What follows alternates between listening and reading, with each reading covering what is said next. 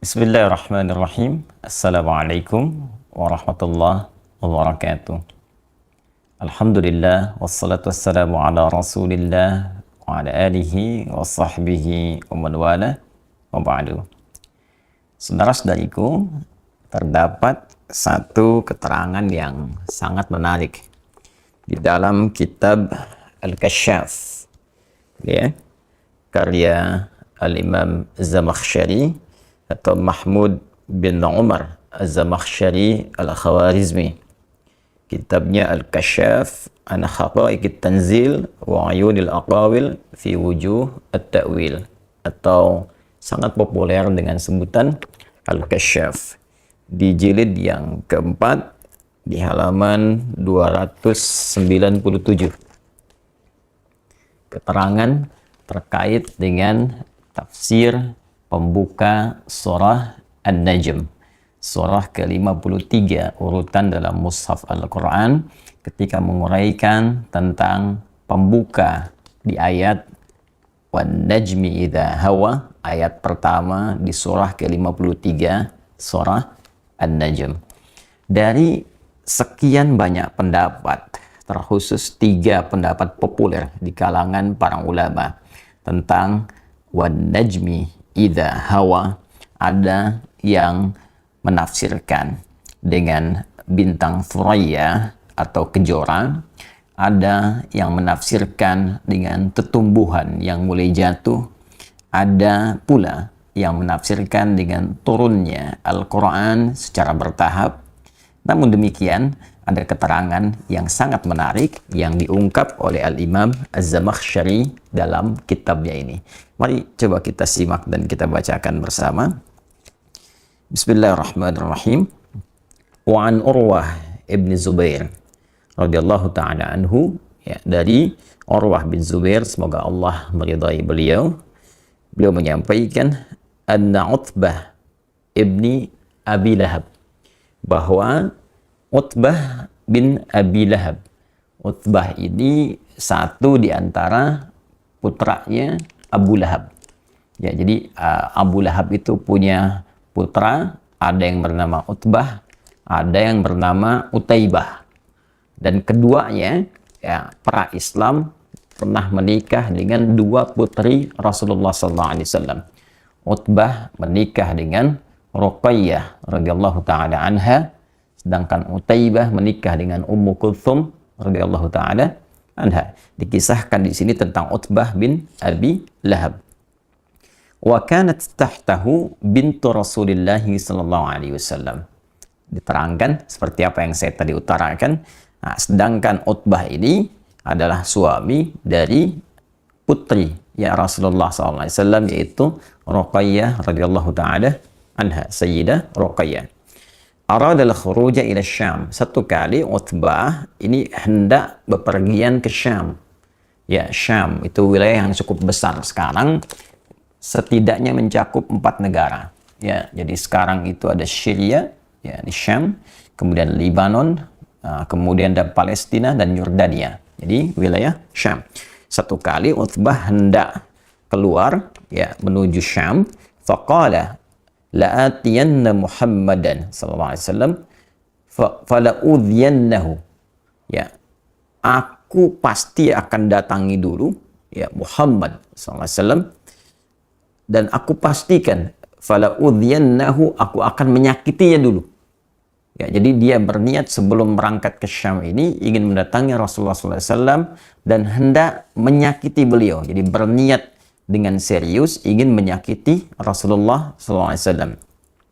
Fa'atahu, maka kemudian ia mendatangi Rasulullah SAW. Faqala, dan dia berkata, ini ke ayah mertuanya, ya, sekaligus bahkan ke kerabat terdekatnya, karena Abu Lahab itu pun adalah paman Rasulullah SAW. Apa yang dia katakan? Ya Muhammad. Nah, ini tak ada sopannya, karena berniat menyakiti, bahkan tidak memanggil dengan panggilan yang sopan. Ya Muhammad, wahai Muhammad SAW, huwa kafirun bin najmi idza hawa wa billadzi dana fatadalla. Dia menunjuk dengan kata ganti ketiga mewakili dirinya. dia si Utbah itu katanya, nah ini kalau sudah menggunakan kata seperti ini bentuk perendahan. Jadi seakan-akan tidak menganggap kehadiran Rasulullah Sallallahu Alaihi Wasallam, dia menunjuk dirinya besar dan berkata, dia, tahukah engkau Muhammad SAW, dia si Utbah itu, anaknya Abu Lahab. Padahal dia yang berkata, ya, kafirun bin najmi idza hawa, orang yang ingkar bin najmi idza hawa. Ya, di sini kalau kita artikan tadi kepada 3 arti yang semula, diantaranya Al-Quran yang diturunkan, ya, dia berkata, si Utbah itu ingkar terhadap seluruh wahyu, ayat-ayat yang diturunkan ya kepadamu Muhammad sallallahu alaihi wasallam. Wabilladzi dana fatadalla, ya, dan juga ingkar terhadap yang mendekat kepadamu dan menurunkan wahyu. Nah, ini Jibril alaihi assalam. Thumma, maka apa yang dia katakan? Pertama, dia mengungkapkan pengingkarannya terhadap risalah dan nubuwah Rasulullah SAW dengan bahasa yang sangat kasar. Kemudian thumma tafala fi wajhi Rasulullah SAW. Waliyadzubillah. Kemudian ia meludah, ya, melecehkan wajah Rasulullah SAW, meludah di wajah Rasulullah SAW, wa radda alaihi ibnatah wa talaqha. Kemudian mengembalikan dengan kasar putri Rasulullah SAW, Sayyidah Ruqayyah, dan menalaki langsung di hadapan Nabi. Anda bayangkan, datang kepada Rasulullah, ya, dengan kalimat yang kasar, dengan pengingkaran yang tegas, meludahi wajah Nabi, dan merendahkan putri Rasulullah SAW, dikembalikan kepada ayahandanya dengan cara yang sangat tidak terhormat. Ya. Maka apa yang terjadi? Faqala Rasulullah SAW, maka Nabi pun langsung, ya, bersabda sallallahu alaihi wasallam, merespon apa yang diperlakukan oleh Utbah kepada beliau sallallahu alaihi wasallam dengan satu kalimat yang singkat dan padat. Allahumma sallit alaihi kalban min kilabik. Ya Allah, mohon kirimkan, ya, anjing di antara anjing yang paling ganas milikmu, ya, untuk menghancurkan Utbah ini. Jadi salit itu bukan cuma datang, tapi menghancurkan, merobek tanpa sisa. Ya, ini kalimat yang sangat jarang diungkapkan Nabi Sallallahu Alaihi Wasallam. Anda bisa saksikan bahwa Nabi pun pernah datang ke Taif dalam sejarah, ya, berdakwah. Beliau sampai dilempari, sampai berdarah-darah. Tapi ketika diminta oleh malaikat untuk bermohon kepada Allah agar penduduk Taif diazab oleh Allah, apa yang Nabi katakan? Ya, jangan lakukan. Fa innahum qaumun la ya'lamun. Mereka belum tahu saja, mereka belum mengerti. Boleh jadi kelak di tempat ini akan tiba orang-orang beriman, akan datang kalangan lelaki, perempuan, besar, kecil, dan mereka mungkin akan beriman kepada Allah dan Rasulnya. Tapi yang paling menarik, di kasus ini Rasulullah tidak banyak berkata, tidak banyak berungkap, bahkan langsung bermohon kepada Allah untuk mengirimkan hukuman yang pantas bagi Utbah bin Abi Lahab. Saya ingin teruskan dulu bagaimana kisah selanjutnya, nanti kita akan ambil kesimpulannya. Kemudian wa kana Abu Talib hadiran fawajima laha. Ya, dan pada saat itu ada paman Nabi SAW, yaitu Abu Talib, ya, menyaksikan peristiwa itu, fawajimalaha. Ya, ini diartikan di sini wajimala sakata wa dhaharatid dahsyah fi wajhi. Ya, beliau langsung terpaku, ya, sakata, kemudian sakata ini diiringi dengan dahsyah, terpaku, ya, terpaku kaget, ya. Jadi kalau Anda mendengar satu peristiwa seperti ada tersengat halilintar, kalau penerjemahan sekarang, jadi beliau langsung terpaku, kaget, kan, dan ada rasa yang sangat dahsyat, ya, terkaget-kaget di wajahnya, tanda kekhawatiran yang sangat dalam. Ya, waqala, kemudian beliau berkomentar, maka aghnaka ya ibn akhi an hadhihi ad-da'wah. Ya, kamu nggak akan mungkin lolos, wahai anak saudaraku, dari doanya Muhammad sallallahu alaihi wasallam. Jadi Abu Talib menyadari apa yang disampaikan Rasulullah SAW pasti terjadi. Ya, jadi saking kagetnya, karena ini beliau ini lembut, Rasulullah ini lembut, disakiti pada dirinya, kemudian juga ada yang melempari, menjahili, itu membalas dengan balasan yang sangat luar biasa beradab, sangat mulia. Tapi di kasus ini, itu Nabi sampai mengeluarkan kalimat doa yang sangat dahsyat, sehingga membuat keadaan Abu Thalib terpaku. Ya, dan berkomentar, maka aghnaka ya ibna akhi an hadhihi dakwah. Kamu tidak akan pernah lolos, wahai anak saudaraku, maksudnya ke Utbah bin Abi Lahab, dari doa yang disampaikan oleh Rasulullah SAW. Faraja'a Utbah ila abihi fa akhbarah. Maka Utbah pun pulang kembali, ya, menemui bapaknya dan mengabarkan apa yang telah terjadi. Ya, dia mengabarkan tindakannya dan respon Rasulullah SAW. Thumma kharaju ila Syam, kemudian mereka pun berangkat ke Syam. Ya, fanazzalu manzilan, ya, maka mereka singgah di satu tempat, di satu rumah kediaman, fa asyrafa alaihim rahibun minad dair.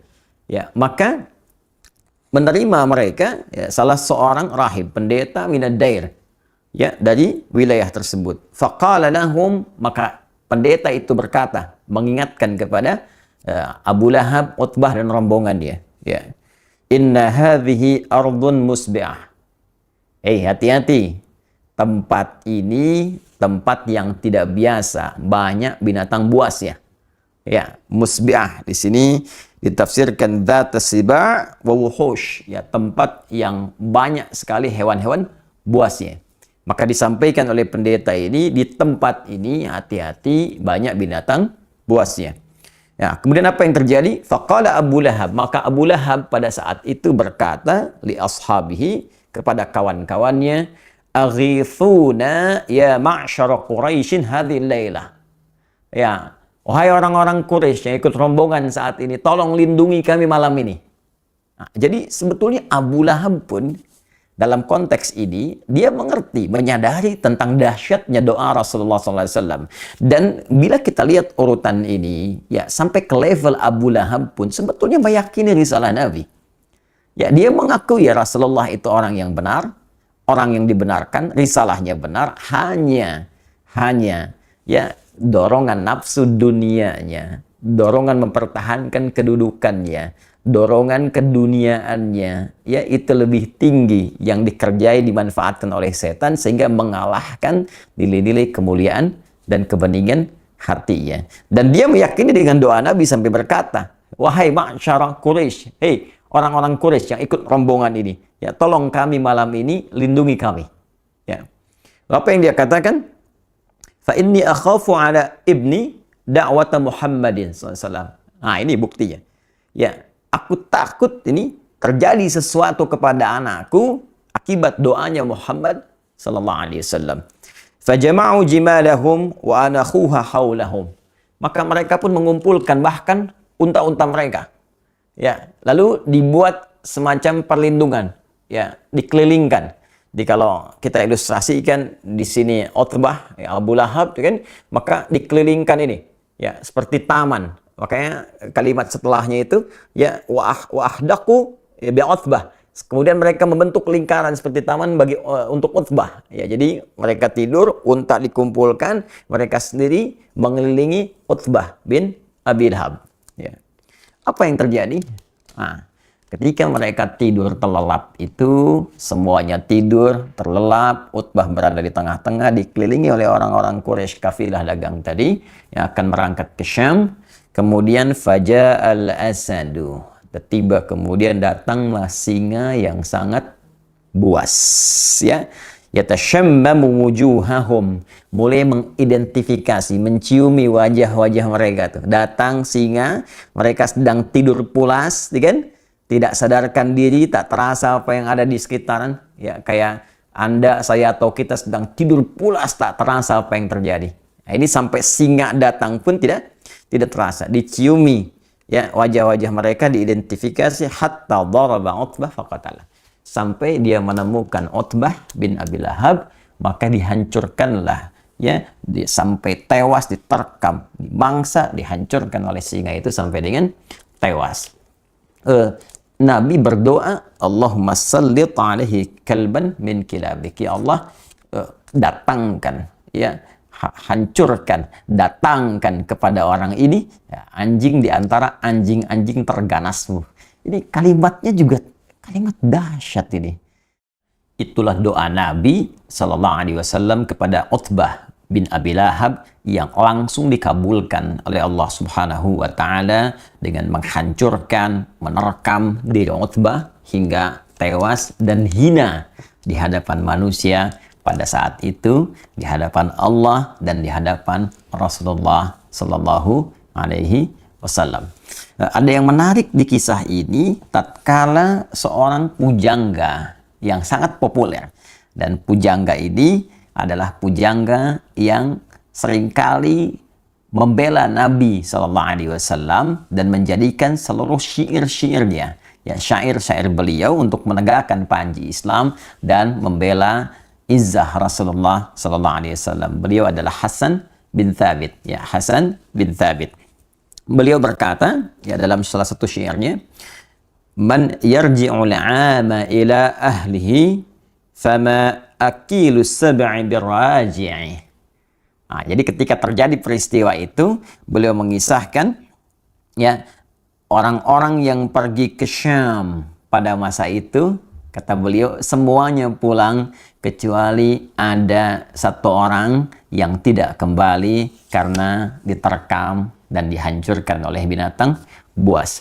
Nah, yang ingin saya sampaikan teman-teman sekalian di kisah ini adalah hal yang tadi sempat saya singgung di pertengahan uraian kami, bahwa Nabi itu orang yang sangat pemaaf, orang yang sangat mulia, orang yang selalu mengesankan kebaikan walaupun dalam konteks merespon satu hal yang menyakitkan.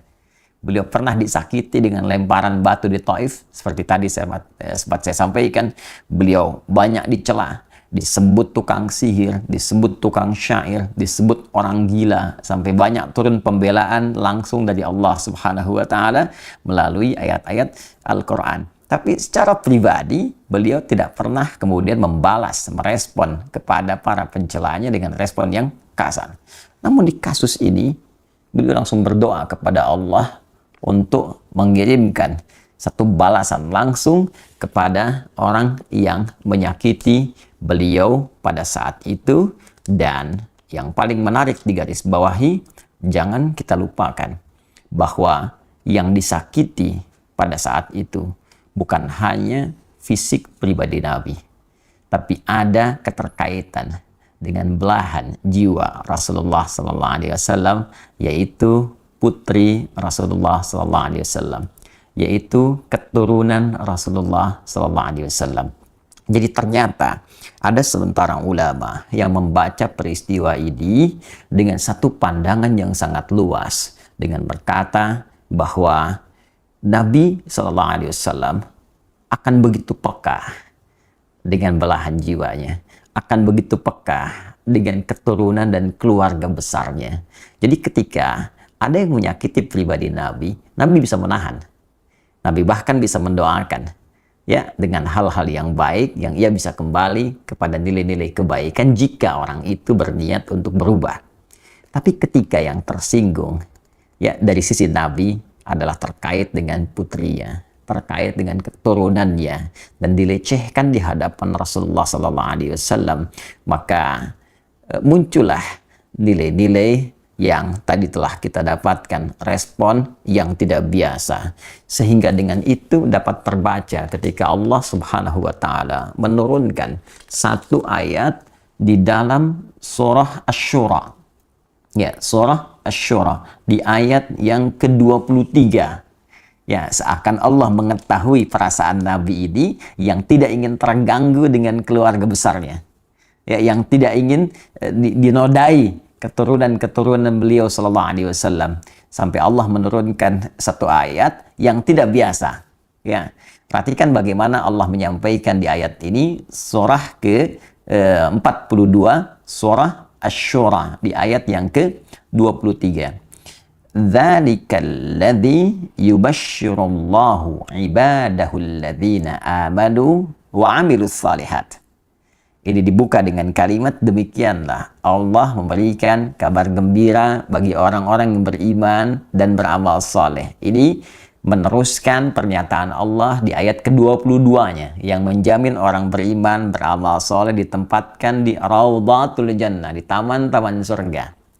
Ya, namun setelah itu perhatikan lanjutan ayatnya. Qul la as'alukum alaihi ajra. Ya, katakan Muhammad sallallahu alaihi wasallam kepada seluruh umatmu bahwa risalahku ini, dakwahku ini aku sampaikan dengan tanpa mengharap imbalan apapun dari kalian. Aku tak berharap uang kalian, tak berharap harta kalian, tak berharap materi kalian. Illal mawaddata fil qurba. Ya, illal mawaddata fil qurba. Kecuali satu saja. Aku berharap cinta kalian kepada kerabat-kerabatku. Illal mawaddata fil qurba. Kecuali cinta dari kalian terhadap kerabat-kerabatku. Terhadap hubungan kekerabatan denganku. Mari kita lihat bagaimana komentar para ahli tafsir yang memberikan tafsiran di Quran surah ke-42 Asy-Syura di ayat ke-23. Kita lihat pertama misalnya di At-Tafsir Al-Kabir karya Al-Imam Al-Fakhr Razi, ya, ini ada di jilid ke-9. Ya, di jilid ke-9 kita ambil di halaman 595 dan 596. Ya. Nah, beliau memberikan penjelasan bahwa illal mawaddata fil qurba, yang dimaksud al-mawaddah fil qurba, kecintaan kepada kekerabatanku, beliau simpulkan itu ada 3. Ya, 3. 1, bisa umatnya, ya, seluruh umat beliau yang mengikuti seluruh tuntunan Rasulullah SAW dengan benar. Ya, mengerjakan segala perintah, meninggalkan segala larangan. Ya, kita bisa lihat di sini. Ya, ada tafsiran demikian, kita bacakan. Nah, ini dia, ya. Fa in hamalnahu 'alal qarabah fahumul al wa in hamalnahu 'alal ummah alladzina qabilu da'watahu fahum aidan al. Ya, jadi tafsiran pertama diartikan seluruh umat Rasulullah sallallahu alaihi wasallam yang mengikuti dakwah Nabi sallallahu alaihi wasallam, mencintai Rasulullah sallallahu alaihi wasallam, mengerjakan perintah-perintah Nabi, meninggalkan segala larangannya, maka mereka pun disebut dengan al, ya, keluarga besar Muhammad sallallahu alaihi wasallam dalam konteks pengikut dakwah dan risalah beliau. Ya, itu diikutkan pada firman Allah di Quran surah ketiga Ali Imran di ayat ke-31 di keumuman maknanya. Qul in kuntum tuhibbunallaha fattabi'uni yuhibbukumullah wa yaghfir lakum dzunubakum. Katakan Muhammad SAW, jika kalian semua umat-umat Muhammad SAW mencintai Allah, maka buktikan kecintaan itu, ya, dengan mengikuti tuntunan Rasulullah SAW. Ketika mengikuti tuntunan Rasulullah, maka dia dicintai oleh Allah seperti Allah mencintai Rasulullah SAW. Walaupun levelnya berbeda, tapi rasa cinta itu diturunkan. Karena Allah mencintai Rasulullah, mencintai pengikutnya, maka ada hubungan cinta yang menjalin kekerabatan antara Rasulullah dengan umatnya. Tafsiran 1. Tafsiran kedua diartikan pula dengan sahabat-sahabat Rasulullah SAW. Ya, ini terambil dari isyarat firman Allah, was-sabiqun as-sabiqun ulaikal muqarrabun. Ya, di surah Al-Waqiah, surah ke-56 ayat yang ke-10. Ya, was-sabiqun as-sabiqun, dan orang-orang terdahulu. Jadi jelas was-sabiqun itu tafsir yang paling lebih mendekatinya, ya, bisa dikatakan lebih tepatnya itu kalangan para sahabat, ya, karena mereka disebut dengan as-sabiqun al-awwalun, orang-orang pertama yang masuk Islam, ya, ada 40 orang, kan? Setelah itu sahabat-sahabat lain menyusul, was-sabiqun as-sabiqun. Ya, adapun golongan orang-orang yang awal-awal masuk Islam, golongan-golongan terdahulu, ya, ulaikal muqarrabun. Nah, merekalah yang kemudian didekatkan dekatkan kepada Allah, didekatkan kepada Rasulullah SAW. Ini langsung penegasan dari Allah bahwa mereka termasuk muqarrabun, ya, orang-orang terdekat dengan Rasulullah SAW. Jadi yang kedua, Al-Imam Fakhrul Razi mengartikan illal mawaddata fil qurba. Qurba di sana dimasukkan sahabat-sahabat Rasulullah SAW. Nah, tapi yang paling menarik ada yang ketiga. Dan ini menempati level yang tertinggi. Menempati level yang tertinggi, yaitu langsung keluarga besar keturunan Rasulullah sallallahu alaihi wasallam. Ya.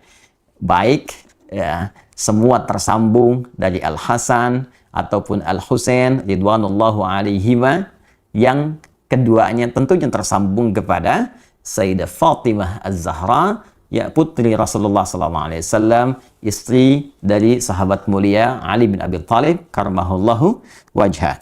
Mari kita lihat teman-teman sekalian. Nah, di sini ada peterangan yang sangat menarik, ya. Warawa sahibul kasyaf, dan ini ada keterkaitan, ya.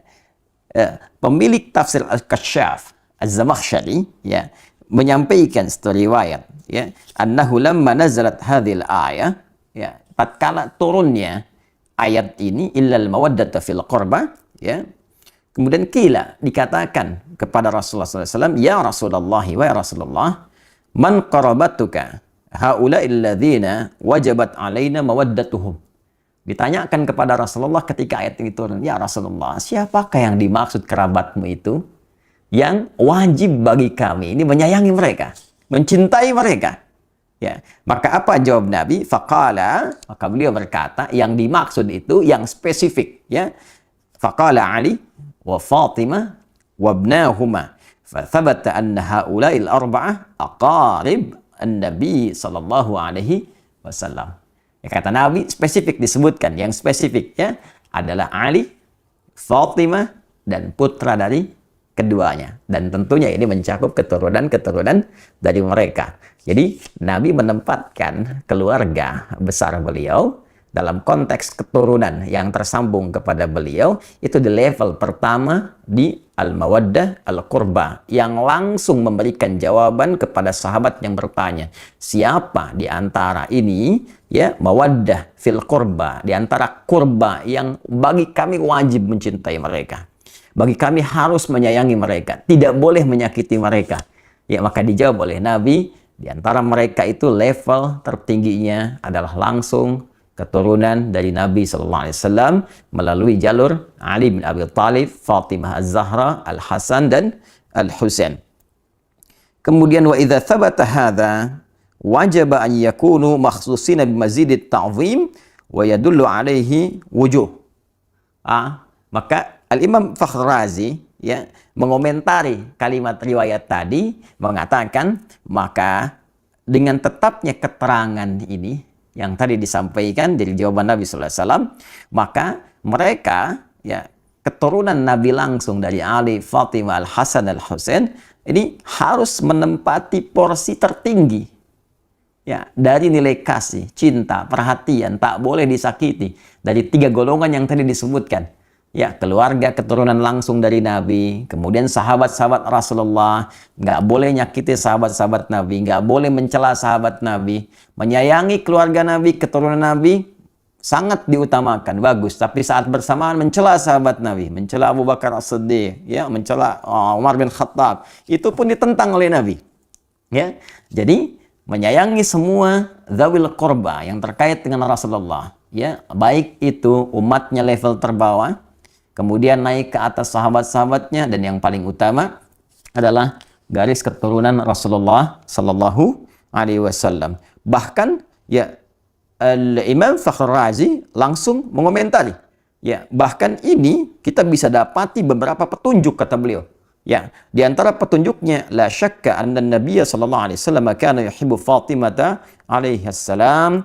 Qala sallallahu alaihi wasallam, Fatimatu bid'atu minni. Ya, Fatimatu bid'atun minni yu'dhini ma yu'dhiha. Fatimah itu belahan diriku, belahan jiwaku, ya.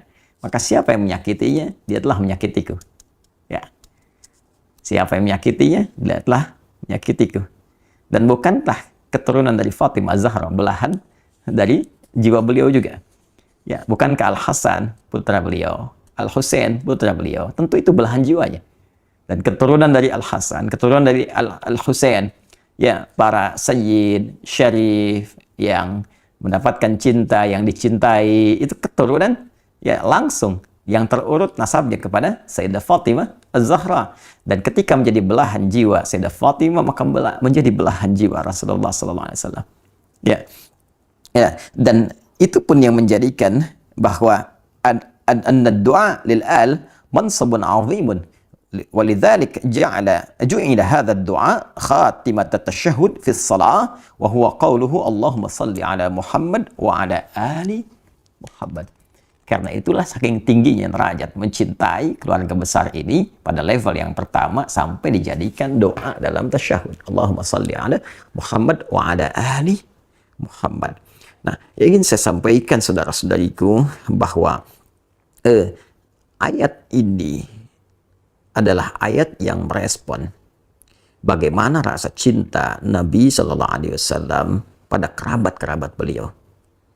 Ya, baik itu umatnya yang mengikuti tuntunan beliau, sahabat-sahabat yang menyayangi, melindungi, menjaga beliau, apalagi keluarga besar yang tersambung langsung dengan Rasulullah SAW.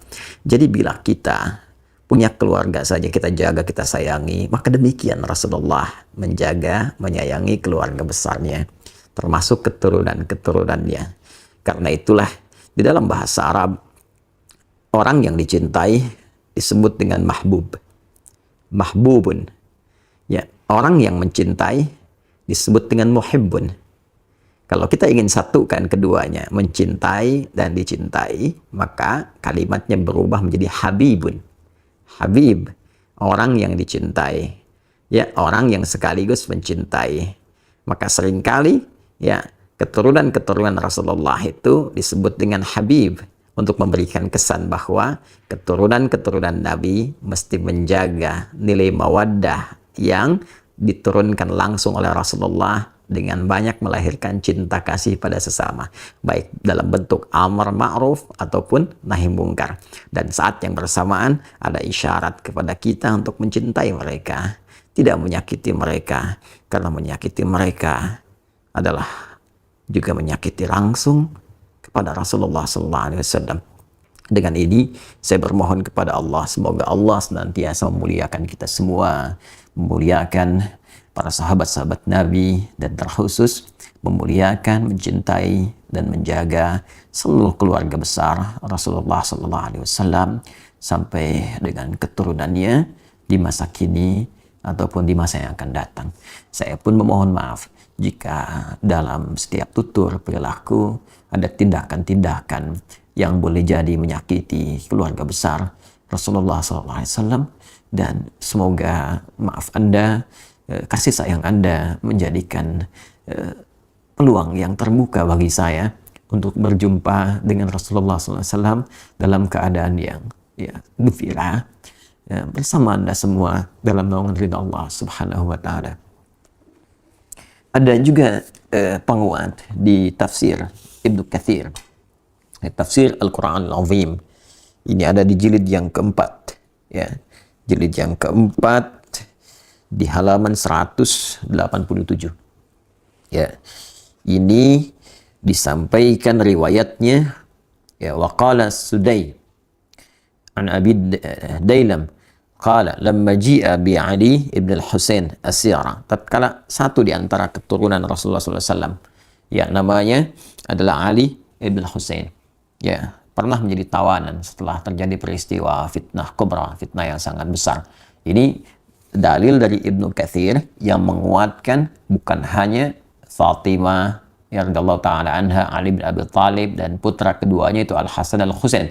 Tidak dicukupkan mawaddah al-qurba fil qurba pada keempatnya. Tapi ini gambaran. Kalau di kita sinekdok pas prototo disebutkan sebagian, menunjuk keseluruhan. Nah, di antara buktinya apa yang disampaikan oleh Imam Ibnu Katsir dalam tafsirnya, tafsir Al-Quranil Azim. Waqala As-Sudai, berkata Imam As-Sudai, ya namanya Ismail, pernah saya sampaikan dalam kajian tafsir.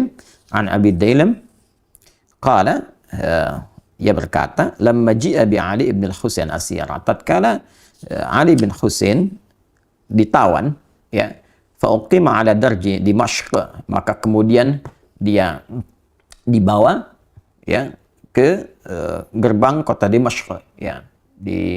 Kalau kita kan tawanan itu suka diarak, ya, ya, sampai kemudian di Damaskus. Qama rajulun min ahli Syam, maka berdirilah seorang laki-laki dari masyarakat Syam, ya, Syria. Pada saat itu di Damaskus yang tadi saya sebutkan 4 negara itu dulu masih menyatu. Faqala, dia berkata, alhamdulillahilladzi qatalakum wasta'salakum wa qata'a qarnil fitnah. Segala puji bagi Allah Subhanahu wa taala yang telah menghancurkan kalian, ya, dan memutus fitnah di zamanku ini.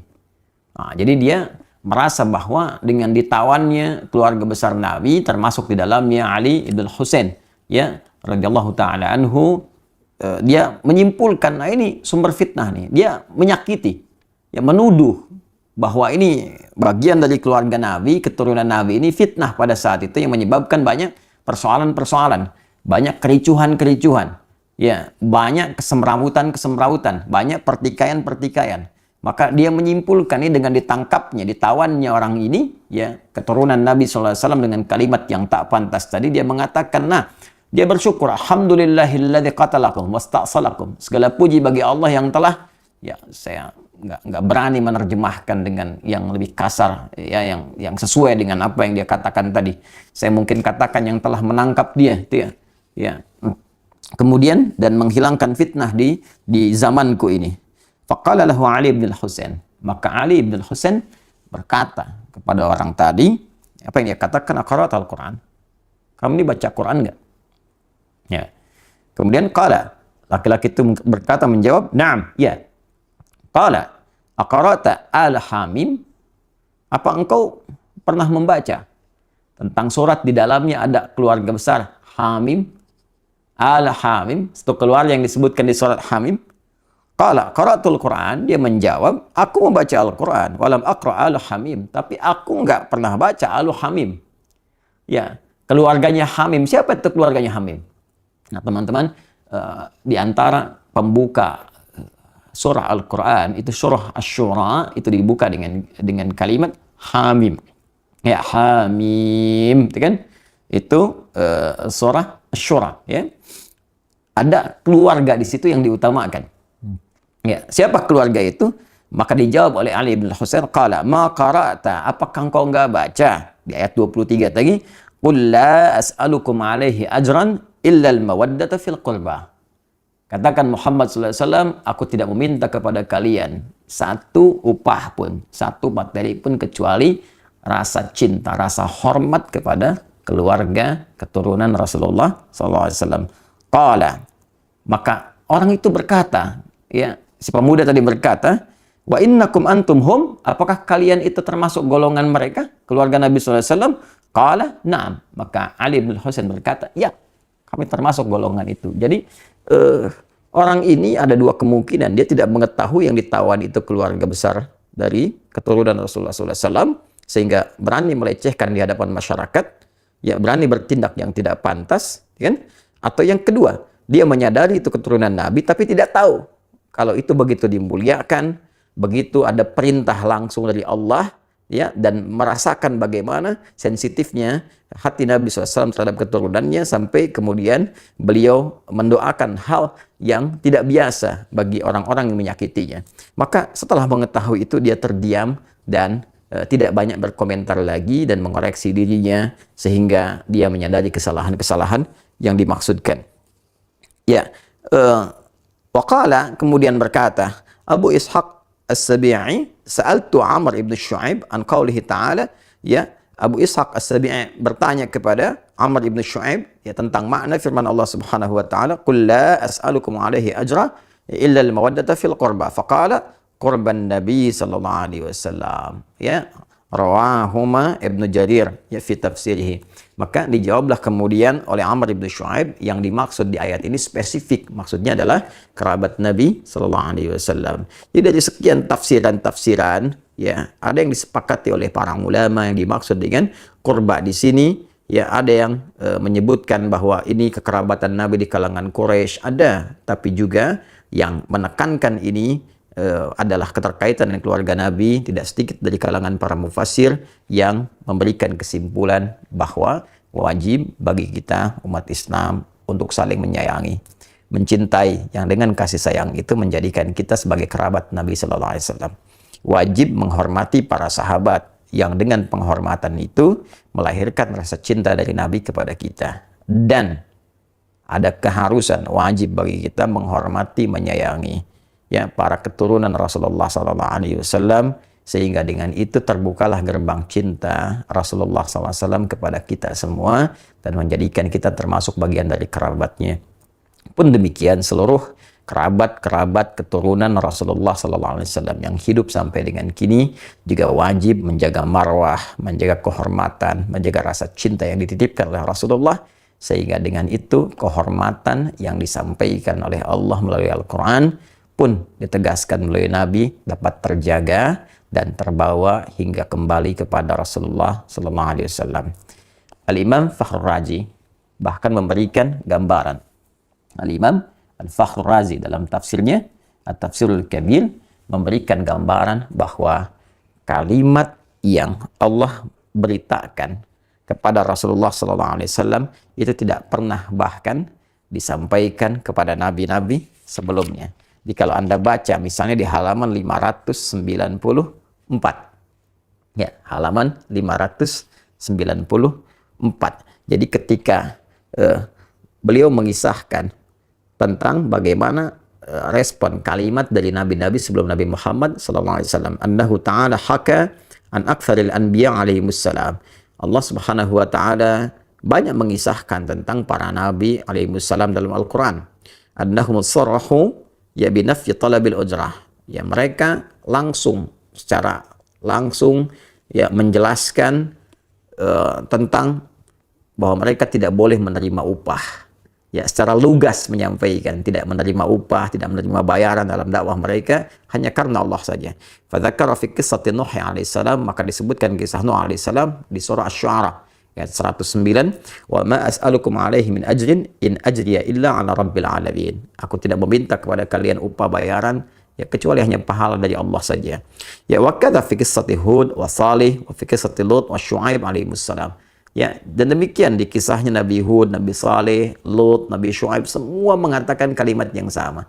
Tapi khusus untuk Rasulullah, Allah berikan satu kalimat, illal mawaddata fil qurba, kecuali rasa cinta terhadap kekerabatan yang tersambung pada Rasulullah. Semoga kita saling mencintai, sehingga dengan itu dicintai oleh Rasulullah, dicintai oleh Allah, dan mengumpulkan kita dalam suasana cinta di surga Allah yang penuh dengan kasih sayang. Adi Hidayat, Assalamualaikum warahmatullahi wabarakatuh.